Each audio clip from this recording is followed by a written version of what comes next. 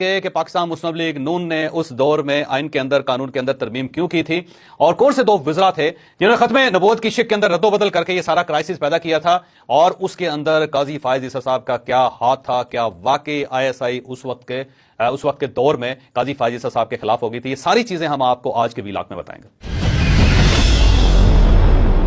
Justice قاضی فائز عیسی صاحب کے خلاف جو ریفرنس ہے، اس کی بیک گراؤنڈ 2018 میں جا کے ملتی ہے۔ 2018 میں آپ کو یاد ہوگا کہ اس وقت پاکستان مسلم لیگ نون کی گورنمنٹ تھی، اور اس گورنمنٹ میں وزیر قانون ہوتے تھے زاہد حامد صاحب، اور انوش رحمان IT کی منسٹر تھی اس وقت۔ اور اس وقت آئین کے اندر، قانون کے اندر ایک ترمیم کی گئی تھی جس میں جو حلف کی زبان ہے اس میں سے ختم نبوت کو نکال دیا گیا تھا۔ ایک بہت بڑی سازش بلکہ اس کو کہا جاتا تھا پاکستان مسلم لیگ نون کے خلاف۔ اور جب یہ ترمیم ہو گئی تو پھر اس وقت مجھے یاد ہے کہ حافظ حمداللہ صاحب کھڑے ہوئے تھے، اور انہوں نے سب سے پہلے نشاندہی کی تھی کہ یہ آپ لوگوں نے کیا کر دیا، آپ نے تو ختم نبوت کی شک ہی نکال دی حلف کے اندر، اور یہ جو چیز ہے ناقابل برداشت ہے پاکستان کے اندر۔ جب یہ خبر وہاں سے نکلی اور اس کے بعد میڈیا نے اٹھائی، پھر سوشل میڈیا پہ چلے گئی، تو آہستہ آہستہ پاکستان کے اندر ایک نیا بحران پیدا ہونا شروع ہو گیا۔ اس وقت تحریک لبیک پاکستان بڑی تگڑی ہو رہی تھی لاہور میں، اس نے اس سارے ایشو کو اٹھا لیا۔ سب سے پہلے پھر مظاہرے کا اعلان کیا گیا، پھر گورنمنٹ سے کہا گیا کہ آپ وزراء کو نکالیں اور اس شک کو واپس لیں۔ پھر یہ بحران بڑی تیزی سے پھیلتا چلا گیا۔ آپ کو یاد ہوگا کہ سب سے پہلے TLP نے لاہور کے اندر احتجاج شروع کیا تھا،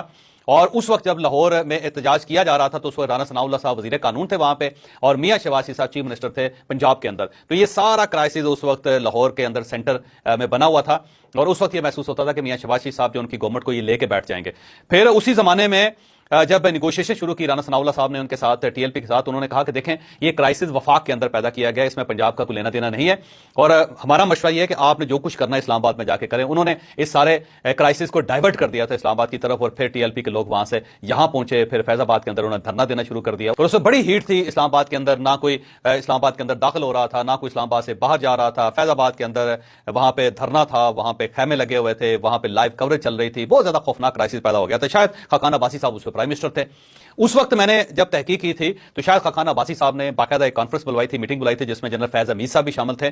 اور اس میں جنرل باجوہ صاحب بھی شامل تھے۔ اس میٹنگ میں مختلف وزراء کی موجودگی میں شاید خاقان عباسی نے DG ISI سے کہا تھا کہ آپ ان کو ہٹائیں، کیونکہ میرے پاس کوئی فورس نہیں ہے کہ میں خود جا کے ہٹا سکوں، تو یہ کام آپ نہیں کرنا ہے۔ تو اس کے بعد جنرل فیض حمید صاحب سے یہ کہا گیا تھا، اور پھر جنرل فیض حمید صاحب نے ان کے ساتھ نیگوشیٹ کر کے ان کو وہاں سے اٹھایا تھا۔ اس دور میں